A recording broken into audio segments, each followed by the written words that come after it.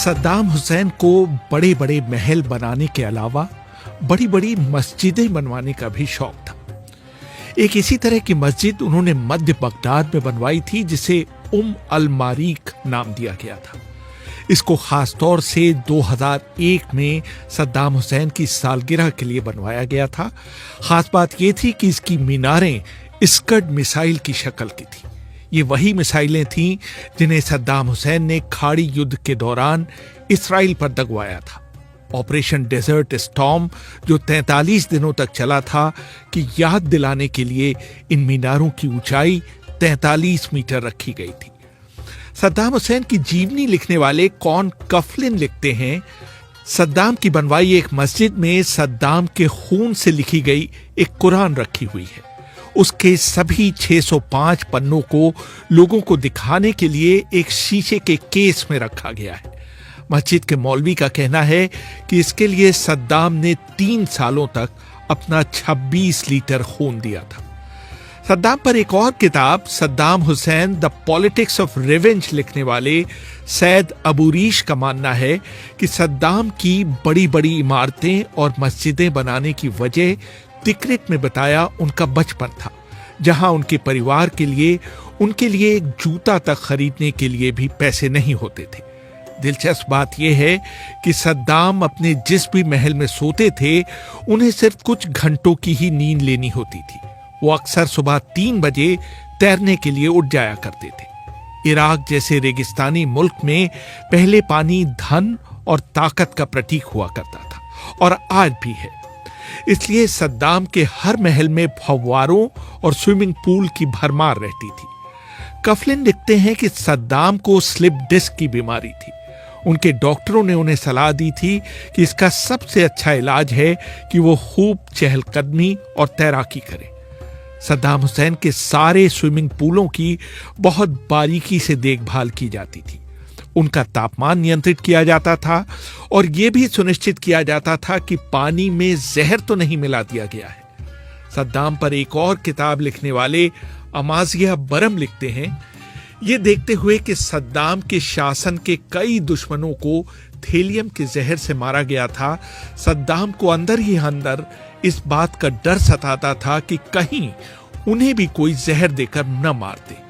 हफ्ते में 2 बार उनके बगदाद के महल में ताजी मछली, केकड़े, झींगे और बकरे और मुर्गे के गोश्त की खेप भिजवाई जाती थी।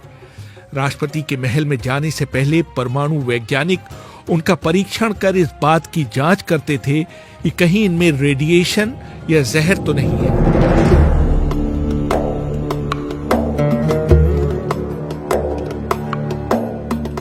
किताब में लिखा है कि सद्दाम के महलों की संख्या 20 के करीब थी। उनमें कर्मचारी हर समय मौजूद रहते थे और सभी महलों में 3 वक्त का खाना बना करता था, चाहे उनमें सद्दाम रह रहे हों या नहीं। सद्दाम की कमजोरी थी कि वो हमेशा बहुत अच्छा दिखना चाहते थे।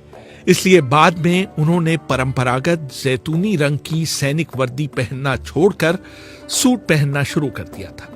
ऐसा उन्होंने तत्कालीन संयुक्त राष्ट्र महासचिव कोफी अन्नान की सलाह पर किया था, जिनका मानना था कि सूट पहनने से विश्व नेता के रूप में उनकी छवि बेहतर होगी। सद्दाम हमेशा अपने बालों में खिजाब लगाते थे और लोगों के सामने पढ़ने वाला चश्मा लगाकर कभी नहीं सामने आते थे। जब वो भाषण देते थे तो उनके सामने कागज पर बड़े बड़े शब्द लिखे होते थे, एक पन्ने पर सिर्फ 2 या 3 लाइनें। सद्दाम इस बात का भी ख्याल रखते थे कि चलते समय कुछ कदमों से ज्यादा उनकी फिल्म न उतारी जाए। कॉन कफलिन लिखते हैं कि सद्दाम दिन में कई बार छोटी छोटी झपकियां ले लिया करते थे। कई बार तो ऐसा होता था कि वो बीच बैठक से उठकर बगल वाले कमरे में चले जाते थे और एक छोटी नींद लेकर आधे घंटे बाद तरोताजा निकलते थे।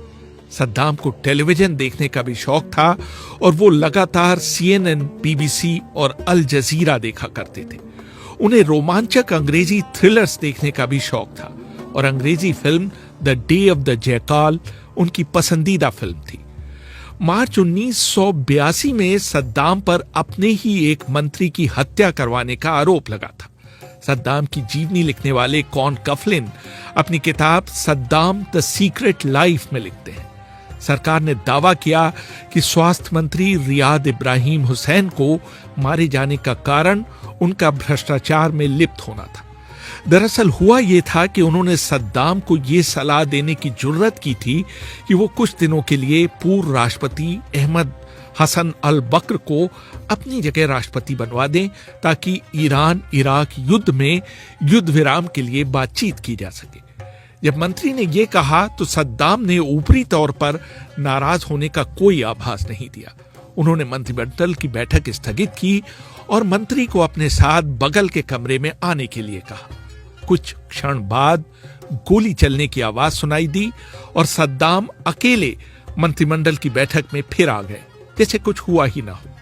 जब इराकी समाचार एजेंसी ने स्वास्थ्य मंत्री को मौत की सजा दिए जाने की खबर दी तो बताया गया कि उन्हें उन दवाओं के आयात की अनुमति देने के लिए सजा दी गई है जिसको खाने से कई मासूम इराकी मारे गए हैं।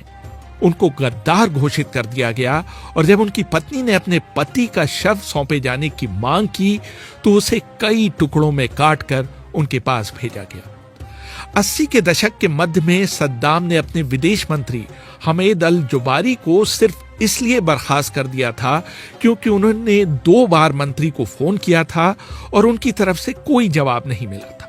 ये मानकर कि वो देर से दफ्तर पहुंचे हैं, सद्दाम ने उन्हें तुरंत उनके पद से मुक्त कर दिया था। मंत्री द्वारा ये सफाई देने के बावजूद कि वो एक प्रतिनिधिमंडल की अगवानी करने बगदाद हवाई अड्डे गए हुए थे, सद्दाम ने अपना फैसला नहीं बदला था। सद्दाम ने अपनी सेना के वरिष्ठ अधिकारी लेफ्टिनेंट जनरल उमर अल हजा को सिर्फ इसलिए मौत की सजा दे दी क्योंकि एक बार उन्होंने किसी के सामने सद्दाम की बुराई कर दी थी। यही नहीं, हजा के बेटे फारूक को भी मौत के घाट उतार दिया गया। उनके घर को बुलडोज कर दिया गया और उनकी पत्नी और दूसरे बच्चों को सड़क पर फेंक दिया गया। सन 2002 की शुरुआत में सद्दाम ने कैबिनेट बैठक के दौरान अपने एक मंत्री को अपनी घड़ी देखते हुए देख लिया। जब बैठक समाप्त हो गई तो उन्होंने उस मंत्री को रुकने के लिए कहा। उन्होंने उनसे पूछा, क्या आपको बहुत जल्दी है? जब उस मंत्री ने कहा कि ऐसी बात नहीं है तो सद्दाम ने उन्हें डांटते हुए कहा कि ऐसा कर आपने मेरा अपमान किया है। कफलिन लिखते हैं, सद्दाम ने आदेश दिया कि उन मंत्री को उसी कमरे में 2 दिनों तक कैद रखा जाए। वो मंत्री बैठक कक्ष में 2 दिनों तक कैद रहा और उसे लगता रहा कि उसे कभी भी बाहर ले जाकर गोली मारी जा सकती है। आखिर में सद्दाम ने उनके प्राण तो बख्श दिए लेकिन उन्हें अपने पद से हाथ धोना पड़ा। सद्दाम के लिए उनके विरोधियों से ज्यादा उनका खुद का परिवार परेशानी का कारण था और उसमें बहुत बड़ी भूमिका थी उनकी अपनी पत्नी साजिदा के प्रति बेवफाई की।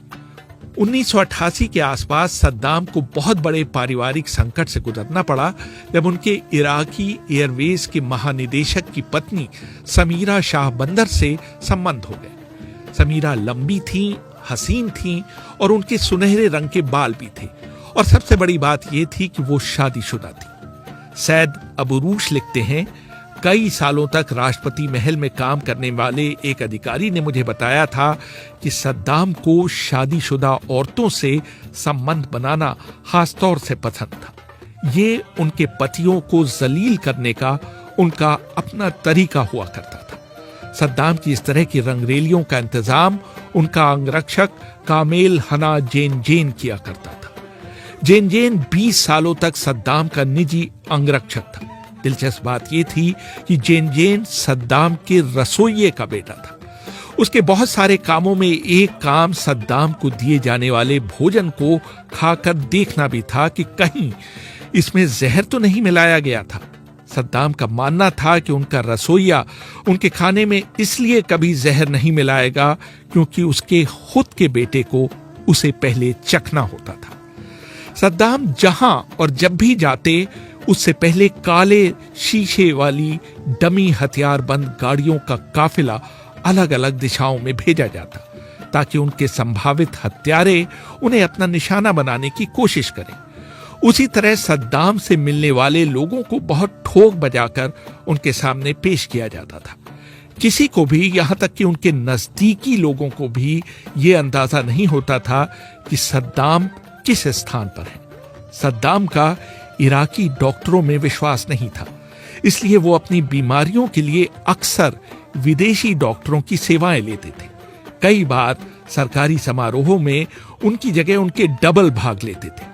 कहा जाता है कि 1984 में उनके एक डबल को इस शक में गोली मार दी गई कि वो सद्दाम हुसैन है। रेहान फजल, BBC, दिल्ली।